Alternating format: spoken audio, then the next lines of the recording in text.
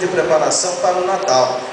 Mas o Natal justamente nós celebramos na liturgia um acontecimento que já se realizou, que atualizamos na liturgia da igreja. E para lembrar então essa fidelidade da palavra de Deus, o profeta Jeremias recorda para nós que Deus é fiel às promessas. E ele diz assim no versículo 15: e nesses dias e nesses tempos farei nascer de Davi um rebento justo, que exercerá o direito e a equidade na terra. Então o profeta Jeremias recorda para nós que Deus é fiel. A promessa feita a Israel, ela se cumpriu no tempo da igreja, na pessoa de Cristo, e será planificada na segunda vinda de Jesus. Mas para recordar a nós que iniciamos o tempo do Advento, que há uma trajetória da ação salvadora de Deus, e justamente porque Deus é fiel, as promessas se cumpriram, as promessas se realizaram e serão planificadas quando Jesus voltar. E aí qual é a descoberta que nós fazemos nesse tempo do Advento? É justamente que existe um tempo intermediário, um tempo que marca entre a primeira vinda de Jesus e a segunda vinda. E justamente esse tempo intermediário é o tempo dessa nossa vivência em Deus, que cada tempo, esse tempo que nós iniciamos, traz de novo na nossa vida essa expectativa, esse viver de fato mergulhado na graça de Deus. Um tempo em que São Paulo começa dizendo para nós o que deve ser feito. Primeiro São Paulo diz: é preciso crescer na caridade mútua. Então significa que de antemão o tempo do Advento chama a atenção para superar toda forma de egoísmo, abrir-nos à caridade mútua para com todos. E adiante diz São Paulo ainda na carta aos Tessalonicenses, que Ele, Deus, confirme os vossos corações e os torne irrepreensíveis e santos na presença de Deus, abertos à caridade, portanto, vencendo toda forma de egoísmo, e abertos à graça de Deus, que é um tempo que nos chama a uma profunda revisão de vida. Profunda revisão de vida significa que nós precisamos fazer uma faxina na nossa vida espiritual. Precisamos descobrir as coisas que nós precisamos nos desprender delas, para que a nossa vida se aproxime dessa santidade de Deus. E para isso então, diz São Paulo, que os nossos corações estejam abertos a essas graças, que Ele confirme os vossos corações e os torne irrepreensíveis e santos. E mais adiante vai dizer ainda o apóstolo São Paulo: dessa forma, abertos à graça de Deus, prontos a fazermos uma revisão na nossa vida. Portanto, essa revisão se faz pelo sacramento do perdão, significa avaliarmos a nossa vida e reconhecermos a necessidade da reconciliação com Deus, estreitar essa distância entre a nossa vida e Deus, portanto, realizando esta comunhão de intimidade com Deus. Para isso então, diz São Paulo, dessa forma, para que nós vos exortamos no Senhor Jesus, que progridais sempre mais. Então não significa simplesmente a gente fazer uma revisão e verificar que precisa mudar alguma coisa, pedir perdão a Deus, mas mais do que isso ele diz, depois de revisar a vida, depois de renovar a nossa vida com Deus, nós precisamos crescer na fé. Nós precisamos progredir na graça de Deus, portanto, galgar novos degraus na nossa vida espiritual, progredir na graça de Deus. E para isso, então, vai dizer Jesus no Evangelho, em meio ao mundo, que certamente eu estava lendo esses dias, uma notícia que já estão começando a fazer previsão, de que o mundo vai acabar em 2012, né? Então a gente precisa correr, apressar as coisas, o mundo vai acabar em breve.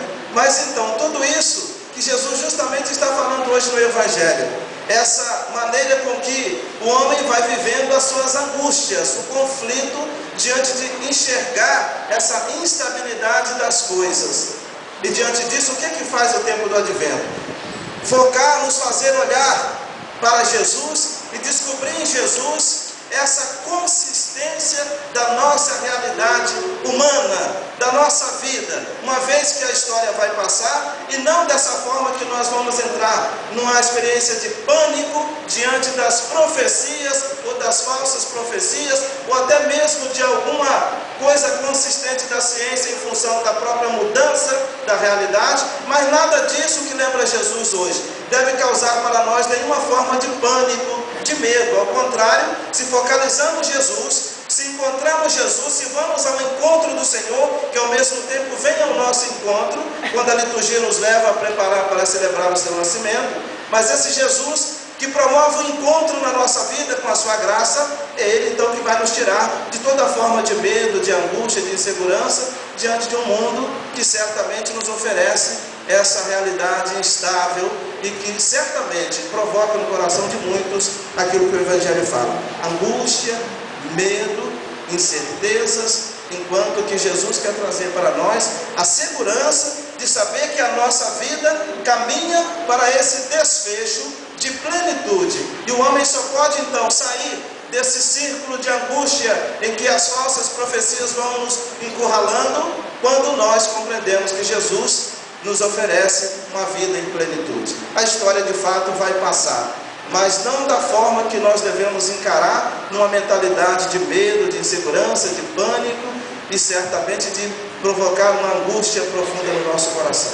Ao contrário, a conversão, a revisão de vida que nós vamos fazer nesse tempo do Advento é para alicerçar a nossa fé, abertos à caridade para com o próximo, abertos nossos corações para essa proximidade com Deus, para essa interiorização daquilo que Deus nos oferece. Então, conversão significa que o sacramento da penitência, o sacramento da confissão precisa entrar na lista da nossa vida, no processo de conversão.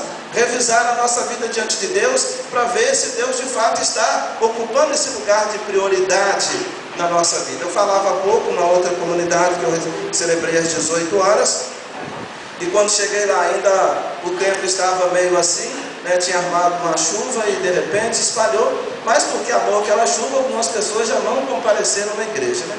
Então, com muita facilidade, a gente deixa Deus de lado. Qualquer coisinha se torna um obstáculo na nossa frente para chegar até Deus, uma barreira na nossa frente para chegar até Deus, né? Qualquer coisinha. Então eu dizia, a gente precisa avaliar se Deus de fato ocupa um lugar importante na nossa vida, para que sempre a gente possa suplantar os obstáculos, passar os obstáculos, porque sempre, todo o tempo da nossa vida, vão haver coisas que vão estar nos impedindo de nos achegarmos a Deus. Sempre alguma coisa, o nosso cansaço, a nossa preguiça, o nosso desânimo, alguma coisa, uma visita, uma coisa ou outra, uma festa, um passeio. Então, sempre nós vamos ter alguma coisa na nossa vida que certamente vai nos colocar nessa indecisão na busca de Deus. Então, se Deus ocupar um lugar importante na nossa vida, sempre nós vamos saltar esses obstáculos para nos achegar a Deus. Porque o que a liturgia lembra para nós hoje é que Deus nos chama a esse encontro mais profundo da nossa vida com a graça que Ele nos oferece. E certamente nós vamos ouvir por aí, sempre ouvir nos jornais, ler as notícias e tantas coisas, e que muitas pessoas vão começar a viver os medos em função das profecias do final dos tempos, né?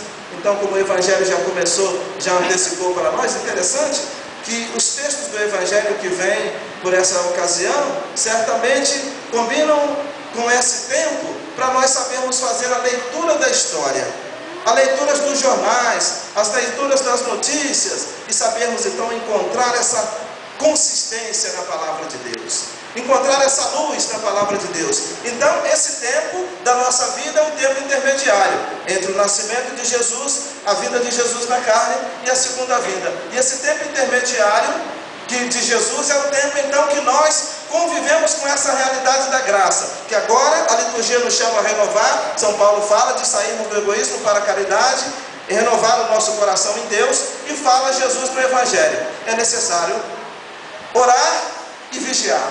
O que significa isso? Quem renovou a sua vida diante de Deus e de repente, se não se colocar um propósito de oração, de perseverança, volta a estaca zero daqui a pouco. Então, você renovou a vida com Deus, é preciso orar, para que a oração te mantenha nessa comunhão com Deus. E vigiar, porque certamente o inimigo fica procurando uma oportunidade. O inimigo só entra na nossa vida quando ele encontra uma fenda, uma brecha.